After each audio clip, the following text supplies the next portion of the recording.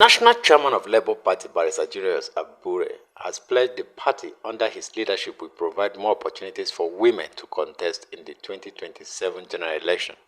Abure gave the assurance at a Women in Politics event organized by Morgan Elumelu Foundation in Abuja. According to him, poor leadership remains a major challenge facing Nigeria, and he urged women to collaborate and take up leadership roles across all sectors. Generally, we have often said clearly that Labour Party is going to make the difference in leadership. We believe that charity begins at home, and that's why if you have followed that trajectory, you see that from 2022 or from 2021, when I took over the leadership of the party, I've tried to do things differently. And one of what we have done differently is to deliberately create opportunity for women to participate, not just in the affairs of the party, but have also given them opportunity to run for offices. We have 35, after the general election, we have 35 members in the House of Representatives, and one of them is women. And I want to say that we made deliberate efforts to make sure that that slot was given to her, because we saw her as somebody who would be able to do well in governance, and we supported her. And you also see that Labour Party, out of the 8 senators that we had, ab initio, one of them too is women. In the leadership of the party, I can tell you that over 30% of the executives are women in our national executive, in our state ESCOs, and several structures of the party. In Lagos State, for instance, the chairman of Lagos State is a woman.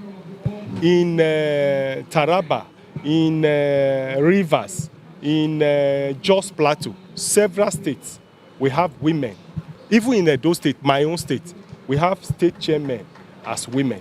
And so Labour Party has the deliberate policy of promoting women to make sure that women participate actively in the political sphere.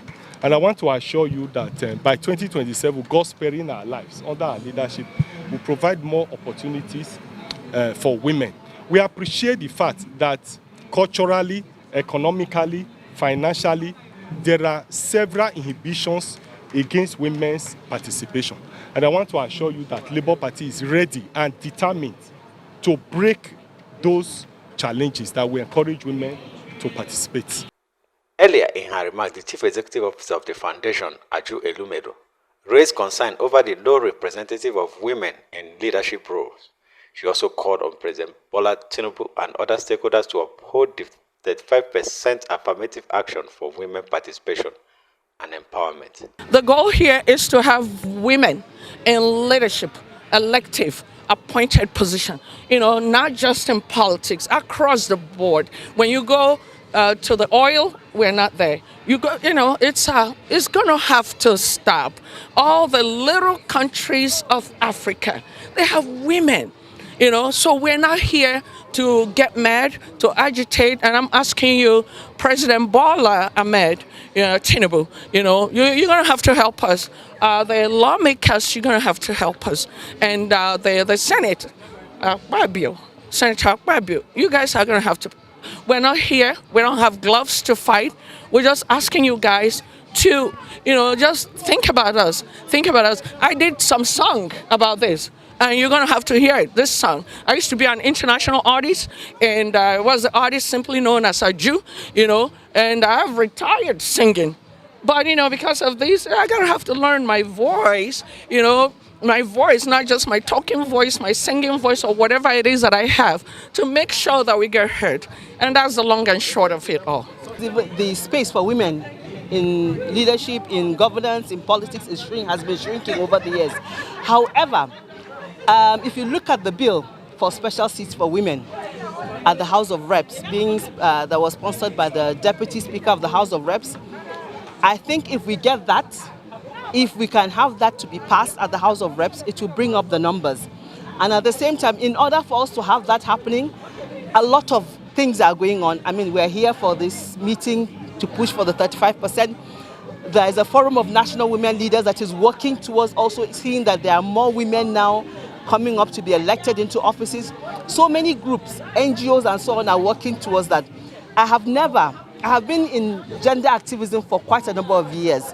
I have never seen this kind of efforts coming together to see that we have more women in the legislature. So I think if we can have that bill passed and we'll continue with the aggressive advocacy and mobilization, we'll get it right this time around. I think for the Nigerian experiment, the most important thing that we should try to now accept as the easiest way to get more women into governance and into political space is quota. For if we just agree the quota, then it becomes a threshold that we cannot comply with. Once we are able to do that, I feel that we'll be able to scale up significantly. If you ask me what is the biggest drawback, the biggest drawback, in my opinion, is culture. Sometimes when you say, let's have a few women representative, the big argument is always which society, which kindred, which town, which federal constituency will now produce a woman and which will produce a man. But I think the more we attend programs like this one that is being stimulated by Aju, we will be able to get to the point where we will all just get it.